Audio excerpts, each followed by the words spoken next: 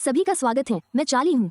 हाल ही में हमें पता चला कि मार्वल ने किड हैरिंगटन के ब्लैक नाइट किरदार को क्यों रद्द कर दिया और उस समय उनके पास जो भी फिल्में थी उन्हें रद्द कर दिया, क्योंकि अगर आपको याद हो तो 2019 में जब हम 2020 में प्रवेश कर रहे थे और वे फिल्म रिलीज करने वाले थे, हमने सुना था कि किड हैरिंगटन फिल्म में ब्लैक नाइट हैं। इसलिए ऐसा लग रहा था कि वे उन्हें किसी बड़ी चीज के लिए तैयार कर रहे थे। केविन फोगी ने भी पुष्टि की कि हाँ, हम गेम ऑफ थ्रोन्स में उनके काम के बहुत बड़े प्रशंसक हैं, क्योंकि 2019 वो वर्ष भी था जब गेम ऑफ थ्रोन्स समाप्त हुआ था। उस समय मार्वल सेसी और डैन विटमैन को इस तरह से पेश कर रहा था जैसे कि वे उन्हें आने वाली बड़ी एवेंजर्स फिल्म के लिए वापस लाने जा रहे हों। उस समय हमें कोई अंदाजा नहीं था ये 2020 है कि अगली एवेंजर्स फिल्म एवेंजर्स केन डायनेस्टी होगी या कंग अगला बड़ा विलेन बनेगा, या फिर वे अंततः कंग को निकाल देंगे और कंग डायनेस्टी से एवेंजर्स डूम्सडे की ओर रुख करेंगे। हमने कितनी अराजकता झेली, हमें 2019 में पता नहीं था। ये बहुत पहले की बात है कि रायन रेनॉल्ड्स और वेस्ली स्नैप्स ने कभी भी ब्लेड फिल्म नहीं बनाने के बारे में, मजाक बनाने के बारे में सोचा भी नहीं था। अगर आप वास्तव में ध्यान से देखें तो बड़े उनके बेस के अंदर उन शुरुआती वेस्ली स्नाइप दृश्यों में से कुछ की पृष्ठभूमि में कुछ ब्लैक नाइट ईस्टर अंडे भी थे। पात्रों का एक पूरा समूह जिसे मार्वल खत्म करने जा रहा है वास्तव में बहुत जल्द। वास्तव में ये सिर्फ वॉइस ओवर करने के लिए था, लेकिन वो Black Knight Ebony Blade post credit scene में था, क्योंकि किड हैरिंगटन ब्लैक नाइट की भूमिका निभाने और एबोनी ब्लेड को उठाने और ब्लेड के अभिशाप को लेने के लिए तैयार हो रहा था। केविन विगे और मार्वल ने तब स्पष्ट किया कि पोस्ट क्रेडिट सीन वास्तव में किड हैरिंगटन के ब्लैक नाइट को ब्लेड मूवी में अगली बार लौटने के लिए तैयार करने के लिए था। ब्लेड सोलो मूवी जिसकी उन्होंने घोषणा भी की थी 2019, ये तब से इतना समय हो गया है जब से उन्होंने घोषणा की थी कि वे ब्लेड मूवी बना रहे हैं। फिर कुछ और साल बीत जाते हैं, कई लेखक, कई निर्देशक ब्लेड मूवी में आते हैं, फिर या तो निकाल दिए जाते हैं या उद्धरण के बिना छोड़ देते हैं। तकनीकी रूप से ये केविन वेगे लोगों को निकाल रहे हैं, नए लेखकों काम करने के लिए। पर सीजन 2 में, जिन्हें शायद आप याद रखें, एक्स-मेन 97 से निकाले जाने के बाद से वे मार्वल के खिलाफ काफी मुखर रहे हैं। उन्होंने कुछ समय के लिए समझाया कि उन्हें महर्षा अली के साथ ब्लेड मूवी के एक संस्करण पर काम करने के लिए लाया गया था से पूरी तरह अलग था। उन कुछ अन्य विचारों या जिन्हें हमने मूवी के सेट से लीक किया था, जब वे शामिल होने के लिए सहमत हुए तो हम बहुत खुश थे, और यह एक ऐसा हिस्सा है जो शायद भविष्य में कुछ और बन सकता है।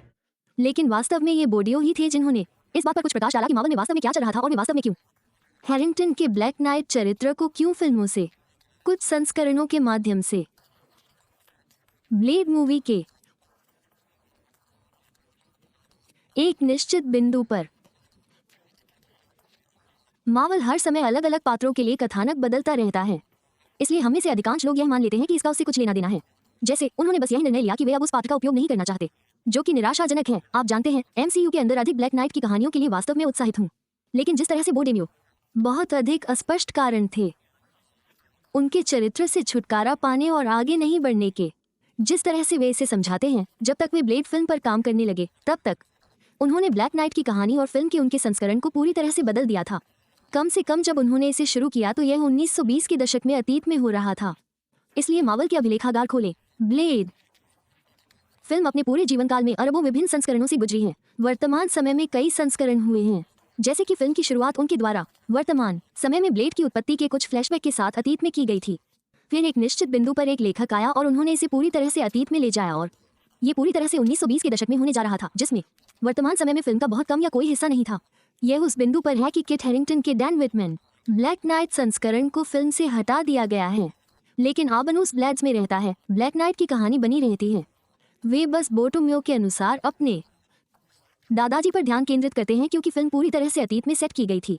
इसलिए आप ब्लैक नाइट का एक पुराना संस्करण देखते हैं, और एक लंबे ट्वीट में बोडेमियो ने वास्तव में कहा कि उन्होंने और महर्षा अली ने मार्वल से ब्लेड फिल्म के उस संस्करण में डैन विटमैन के दादा को शामिल न करने की विनती की, क्योंकि वे फिल्म में उनकी उपस्थिति को केवल एक श्वेत क्षमा याचना करने वाले सहायक चरित्र के रूप में मानते थे। वो कई अन्य परेशान करने वाले काम करता है। अपने बहुत लंबे पोस्ट के दौरान मार्वल के बारे में दावे, वो मार्वल के साथ मुकदमे के बीच में है।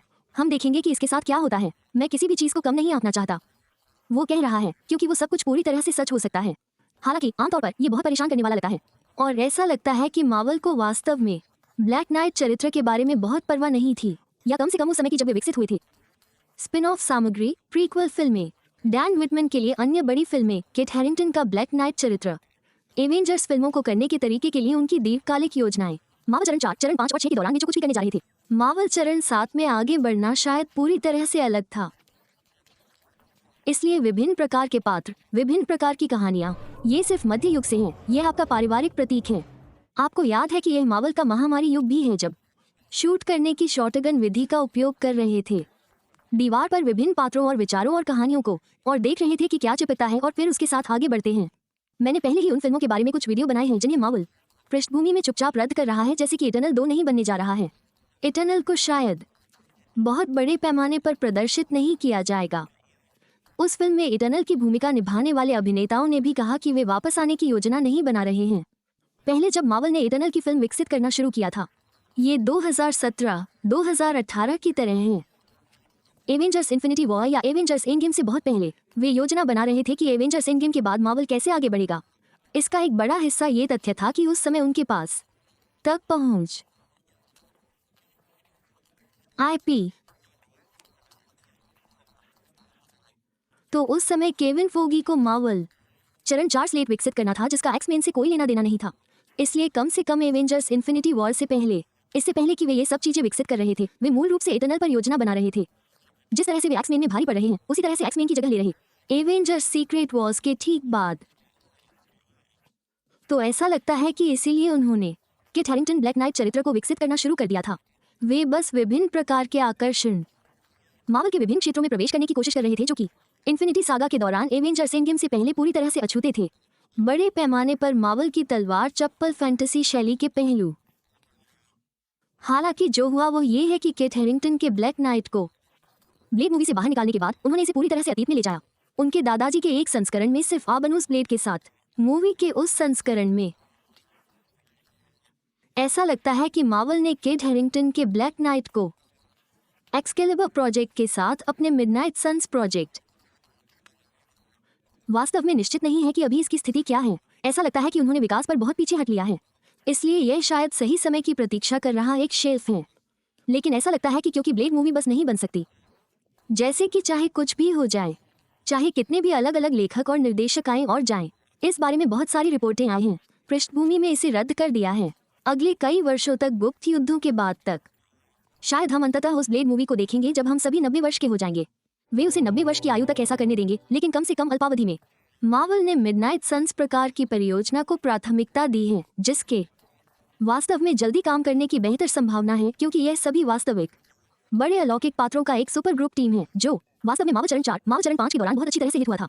उदाहरण के लिए मून नाइट उस टीम में होगा। मूल रूप से जब उन्होंने मिडनाइट सन्स परियोजना की योजना बनाना शुरू किया, तो वे पहले ब्लेड मूवी करने जा रहे थे, चरित्र को ऊपर उठाएं, और वो मिडनाइट सन टीम का नेतृत्व करने के लिए जाएंगे। मेरी धारणा है कि वे अभी भी उस संस्करण की योजना बना रहे हैं, और वे लिलिथ को उसमें मुख्य खलनायक के रूप में उपयोग करने जा रहे थे। एक मुख्य खलनायक भी होने जा रहा था ब्लेड मूवी के 1 या 2 संस्करणों में से। ऐसा लगता है कि जो हुआ वो ये है कि बोर्डेमियो वॉर से छुटकारा पाने के लिए मार्वल को सफलतापूर्वक अभियान चलाया। ब्लेड मूवी के अपने संस्करण के अंदर किसी भी ब्लैक नाइट एबोनी ब्लेड विद्या क्या हो रहा था, इसके बारे में बहुत अधिक विस्तार से बताया के साथ वास्तव में वास्तविक कथानक। मैं उनके द्वारा मिडनाइट सन प्रोजेक्ट करने के बारे में पूरी तरह से उत्साहित हूँ। हालांकि उनके लिए बहुत सारे अलग अलग सेटअप थे जो बताते हैं कि मार्वल यूनिवर्स के अंदर कैमलॉट के साथ क्या हो रहा था, और वे एक्सकेलिबर तलवार और एबोनी ब्लेड दोनों को कैसे स्थापित करने की कोशिश कर रहे थे। तलवार, यही कारण है कि उन्होंने इटर्नल मूवी के दौरान उन्हें इतनी बार संदर्भित किया, क्योंकि इटर्नल खुद वास्तव में कैमलॉट में रहते थे। कैमलॉट MCU के अंदर एक वास्तविक स्थान था, जिसका अर्थ है कि मलिन एक वास्तविक व्यक्ति था, क्योंकि मलिन ने आबनूस ब्लेड का निर्माण किया था। फिर भी वास्तव में ये सोचकर निराश हूं कि किट के बालों के लिए इतना लंबा समय लग गया, और